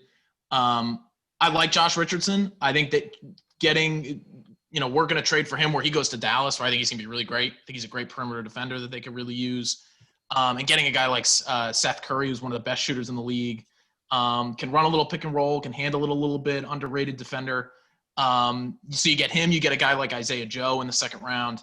Out of Arkansas, they got a guy in Paul Reed, local guy DePaul, with the 58th pick that I am really, really high on. I kind of couldn't believe that he slipped that far. So you look at those selections. You look at a guy like Tyrese Maxey, who was so highly regarded coming out of high school, slipping to 21. I know people are concerned about his jumper. I think they weren't the most ideal circumstances in his year at Kentucky. Just there was a lot of there was a logjam in that backcourt. I think in a better context, and it seems like Philly's going to be. I think there's reason he can pull that up to being a league average or better 3-point shot. But I just think adding that shooting, adding a little bit on the perimeter. They got Danny Green too on draft day, and got off of Al Horford's contract, which is a big deal for them. I just think they now seem like a roster that is better built around Joel Embiid and Ben Simmons, who are their two superstars. I'd be looking for them, and I was high on them last year because I liked their last offseason too, and obviously that crashed and imploded. But this year, I really think they could be the kind of sneaky dark horse East team where everybody's eyes are on Milwaukee, everyone's eyes are on Boston, everybody's eyes are on Brooklyn, Miami. But I really think Philly now, not only do they have the superstar talent, they now have pieces around them and floor spacing that is really going to amplify them. I could see them being a real dark horse, sneaky, competing for the East at the top of the East next year. Heading down the home stretch with Rob Schaefer, Bulls writer for NBC Sports Chicago.com, joining us here on Second City Sports. Rob, last question from me, and let's stick with the moves of outside of the Bulls. Of course, you mentioned Milwaukee. They traded for Drew Holiday from New Orleans and then pair him up with Giannis. Of course, Chris Paul was traded from Oklahoma City to Phoenix, pairing up with Devin Booker. I'll ask you this question from a Milwaukee perspective. Assuming they make another move or two, whether it's in mid-season or during the summer, right before Giannis enters Antetokounmpo's free agency period, does the move of Drew Holiday and progressive forward think of the Bucks management, do you think that'll be enough to keep Giannis in Milwaukee? Well, I think it really depends how this season plays out. Now, he could also – the other thing is his deadline to sign that extension, that Supermax extension, which could be in the $220 to $250 million range. The deadline for that, he can sign that before the season starts, and then the question kind of goes away. Yeah, he's in Milwaukee for at least another 2 years, and then he can the contract, you can't request a trade in the first year of it. So he's there for at least 2 years at that point. Right. So he could just quiet that question entirely. So we'll see if he does that. But if he doesn't, if he waits until the offseason to rethink again and see how they do in the playoffs this year, they better hope so, because they gave up a lot to get Drew Holiday. They gave up 3 first-round picks and 2 pick swaps. That is a move that I figured that they made with the idea that Giannis was ready to re-sign now. Because even if you're Giannis, right, if you're not sure, why are you going to let the team that you might potentially re-sign with sell off all of their draft assets for the next 4 or 5 years? That doesn't seem smart from his perspective either. So I think from their perspective, it seems like they made that move with the idea that he might stay. Now, obviously, this Bogdanovich, the guard that they got from Sacramento, or they thought that they got, that this is now becoming like a very strange story that we don't know how it's going to play out, but it doesn't look like they're getting him. That was a move that I love for them, and it required giving up less than the Drew deal. So, it depends. If he doesn't sign the extension for the offseason, I mean, it's really finals or bust. And the problem for them is, with that Bogdan move falling through, I think they're a better team than they were last year. But the East did not get any weaker this offseason. I mean, Boston, with their wings, taking another step forward. We'll see if they lose Gordon Hayward, but they'll still be vying. They'll still be near the top of that conference. Miami beat them pretty soundly. Like I know it was in the bubble and it's a different environment, but they didn't look close to the quality of team that Miami was in the bubble, at least. So that's a team that they're not going anywhere. Brooklyn rising from the ashes. I hope we haven't all, as an NBA community, forgotten about Kevin Durant and how he's, when he's healthy, he's the second best player in the world, to be honest with you, second or third best player in the world. So hopefully he can be what he was before the Achilles, just for the sake of basketball fans everywhere. So it didn't get easier, their path to the finals, and they did get better. But if it's another conference finals out and he doesn't sign that extension in the offseason, it's kind of fair game. It seems like, though, that Giannis is the type that he might be the first one of this player empowerment, player movement era. It kind of seems like he might have the personality where he's the first one to stay. I think it honestly could be good, as much as I know Bulls fans are, clamoring. I don't think the Bulls would be in a position to sign him next offseason or anything, but I know people want a shot. A lot of Miami Heat fans, a lot of Warriors fans, a lot of Mavericks fans think that they have a shot. and those would all, it would be a lot of fun no matter where he went. I do think there's an element where it'd be good for basketball if he was to stay and was to take Milwaukee all the way. So, I think either outcome will be interesting. But I will say, in terms of Drew putting them over the top for the finals, I think it's possible.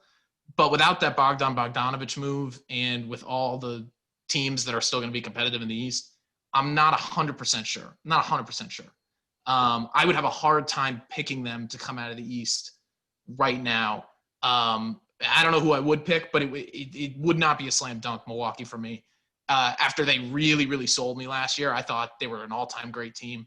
They had such a great regular season last year, and I picked them to make it out of the East. They let me down, so I'm not gonna trust them again. I'm not gonna trust them again until I see something different. So 2028. Exactly. So, Rob, last question from me. With COVID and with the abbreviated 72-game season, what do you think the travel is going to be? Do you think are they just going to keep it like regional, or are they going to have play each other in the division multiple times? So, what do you see the schedule looking like for this coming season? Yeah, that's an interesting question, because there was talk that they were going to reduce travel by something like 20 or 25%. And I think they still can, depending on how they order the schedule, if they can strategically make it so, say the Bulls go to Los Angeles to play the Lakers, and they play the Lakers and the Clippers at the same time or something. You can. There are ways that you could strategically do it, kind of on the same road trip. But they did release the schedule and who the Bulls and every team's opponents were going to be, and there was no weighted towards the division more than anything else. It was they're going to play every team in the East 3 times. They're going to play every team in the West twice. And there's no, we're going to really, really try to tighten this and keep it only regional. So I think that's, there's benefits and drawbacks to that. We got to wait and see what the schedule order looks like. But it did not look like they took advantage of restricting travel in the same way that I thought they were going to. So we'll see. They still haven't released the league-wide COVID protocols yet. I know some arenas are kind of governing themselves, and they're going to let fans in. I don't know anything about this. Pure speculation. I wouldn't expect the Bulls would have fans, just because Illinois is in such a rough place, and especially Cook County with COVID right now. It would surprise me. But I know some teams are, and some teams think they can do it. So we'll see. The Raptors news was interesting today, that they're going to start the season in Tampa. That's just something that it seems like has kind of flown under the radar, because the draft and free agency is so right on top of each other. But once the dust settles on that next week, when players have to report to markets and start getting tested, and I hate to say it, but it's going to happen. There are going to be players that test positive eventually, because we're not in a bubble anymore.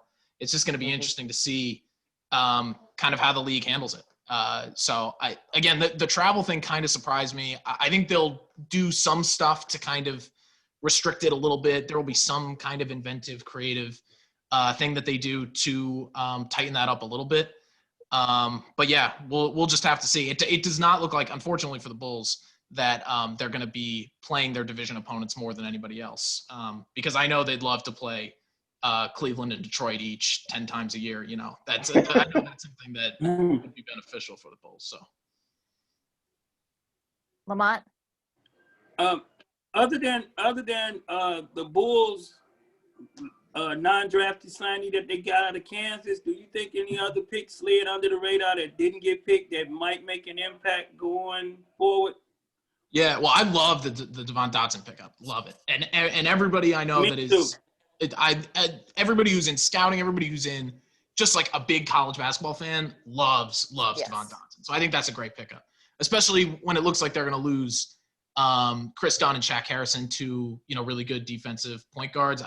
He's good. He's speedy. He's got good scoring ability and has a defensive kind of focus too.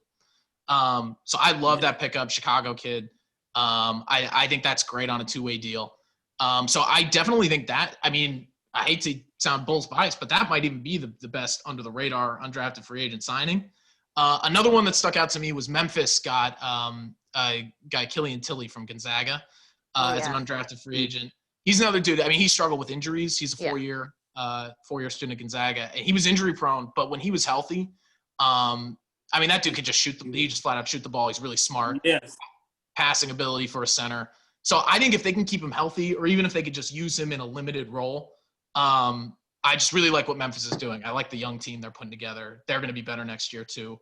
So yeah, really, I think that Dotson move was among the best. But Tilly was one that caught my eye, where I was like, I like what Memphis is doing. They're doing some smart stuff. All right, great stuff. That was Rob Schaefer, Chicago Bulls writer for NBC Sports Chicago. You can catch his work by downloading the My Teams app, search for NBC Sports Chicago, and you can go to NBCSportsChicago.com to check his work there. And he's also the part of the Bulls Talk podcast, along with Jason Goff, our guy Tony Gill, and Casey Johnson, and Michael Walton II over there. All you guys are doing great work over there at NBC Sports Chicago. You can follow Rob on Twitter at Rob_Schaefer. Once again, at Rob_Schaefer. Rob, thank you for joining us and taking time out of your busy schedule to join us. Great job dropping some nuggets, as the kids would say. And once the season starts, don't be a stranger to come back on the program again. 100%. Yeah, hit me up whenever. It was fun. It was good to talk to y'all. You too. Thanks. You stay safe. You too. You too, for sure. Thanks.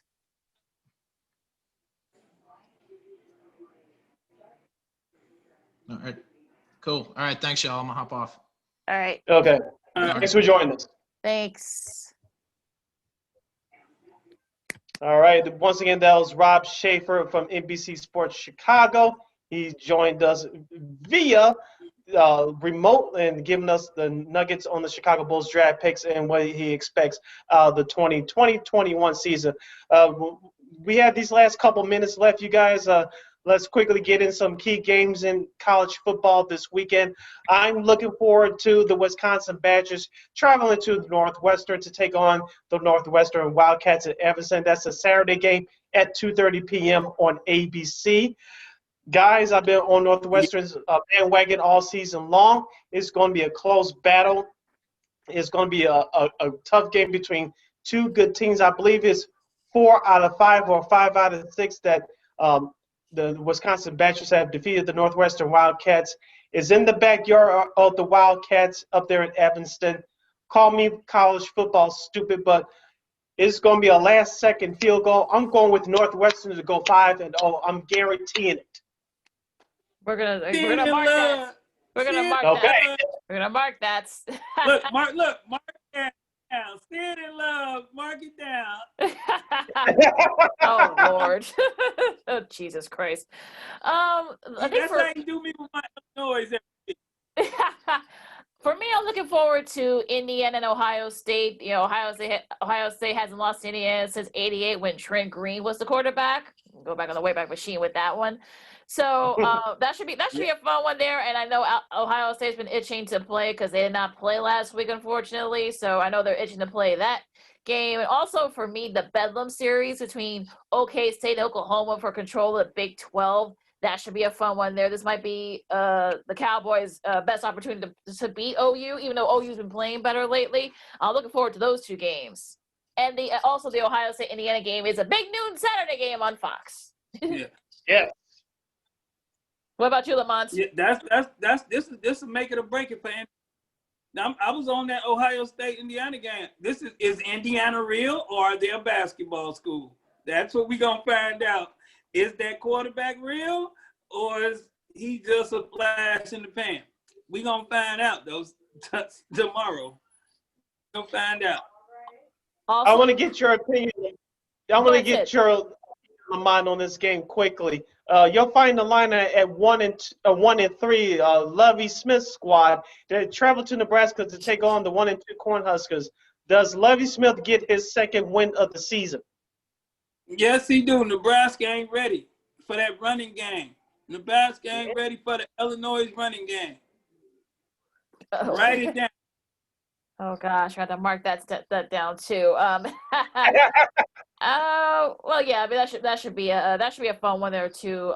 Locally, there's another one here that I was looking forward to. USC against Utah. Utah has not played a game yet, so I know they've been itching to kind of get on the field because COVID restrictions. They've had a couple of games canceled, so they could give USC a run for their money. So that's something to look forward to there. Yeah. That's the late game on ESPN. A little Pac-12 after dark finally.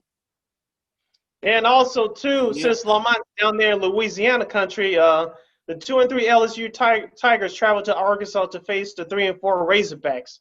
How you see that one playing out? A lot of people down here don't think they can beat them.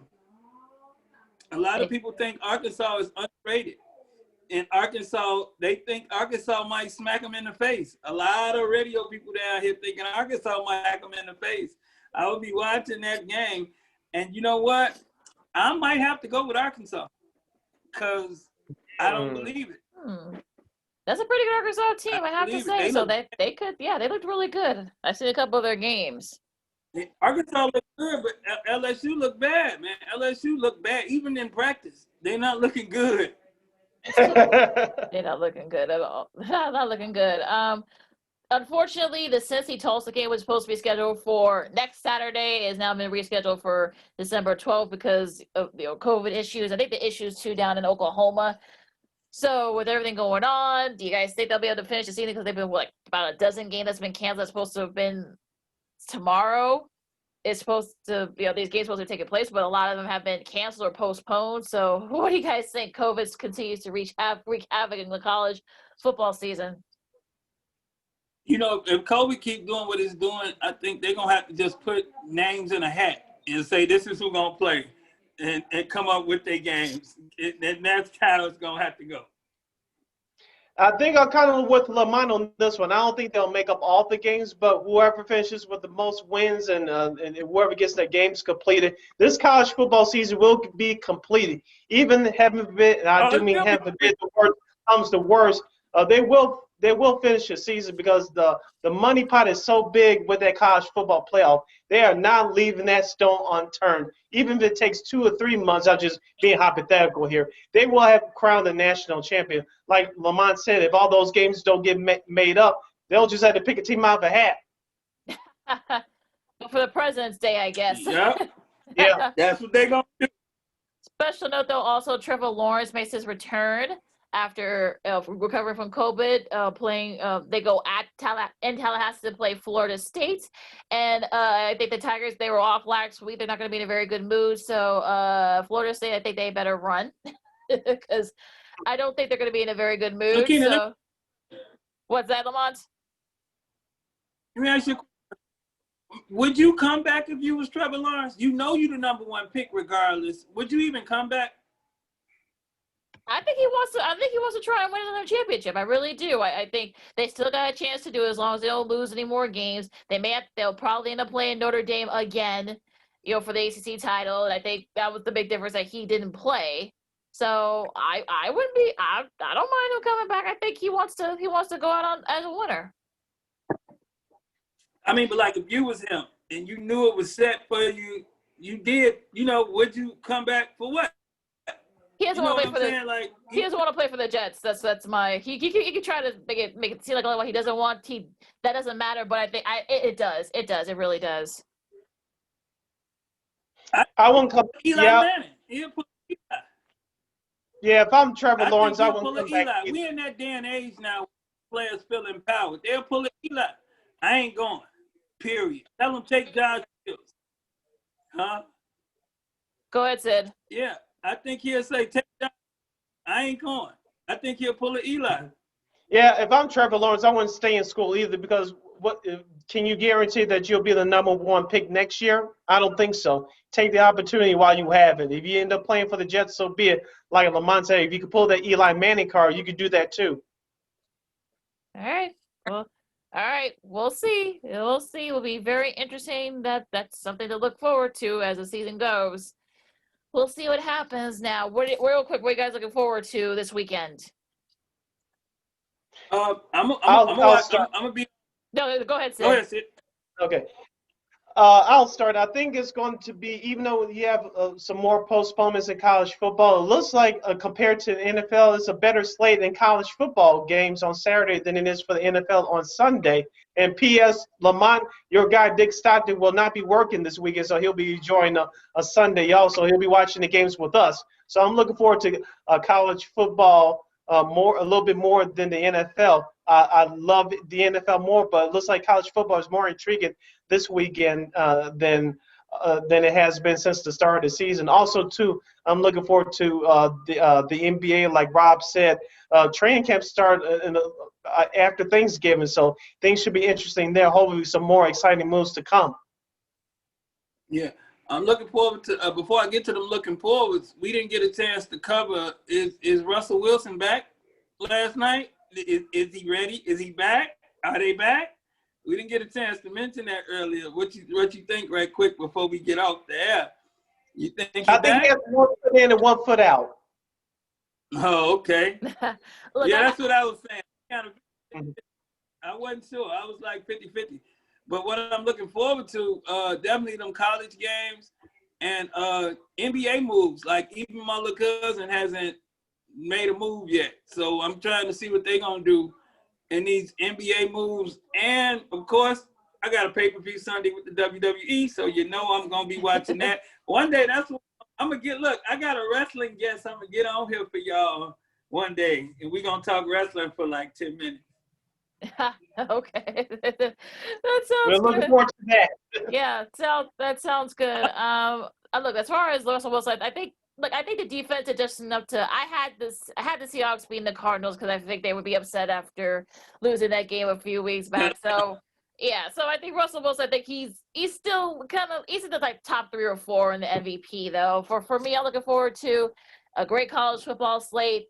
There are a couple of NFL games. That's why we were able to go through those picks so quick because the slate's not really that good. But a great college football slate. There's a great soccer slate too in the Bundesliga and in the Premier League as they're back from their respective breaks. So I'm looking forward to a big busy day weekend in sports this weekend. So I can't wait. And with that said, you can follow me at Keena McGee on Twitter and at Keena_McGee on the IG.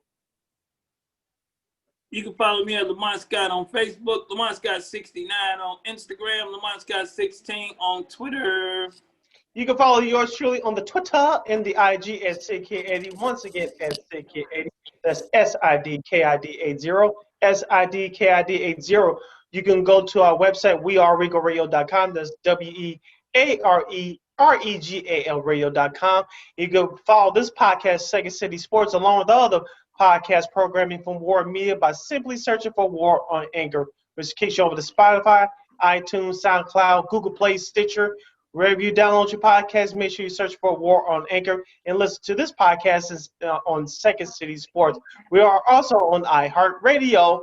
Download the iHeartRadio app. When you do, type in that search engine box, War on Anchor. That's WARR on Anchor. It works, folks. It'll pop up. And also, we are on the Tube, a.k.a. YouTube. We're at War Media, once again, at WARR Media. You can not only listen to us, but watch us as well. Popping my collar, as the kids would say. Going on the way back machine with that. I love that. I love that. We also want to thank Fred Mitchell and Rob Schaefer for joining us today. Yeah. Make sure to check out the interviews in the show, as Sid just said. Many platforms. So make sure you guys download, subscribe, and like. So for the guys on the key, stay safe out there, and wash your hands and put on your mask. And we'll see you next week. This is Second City Sports Zoom style. Zoom. Till next time, holla.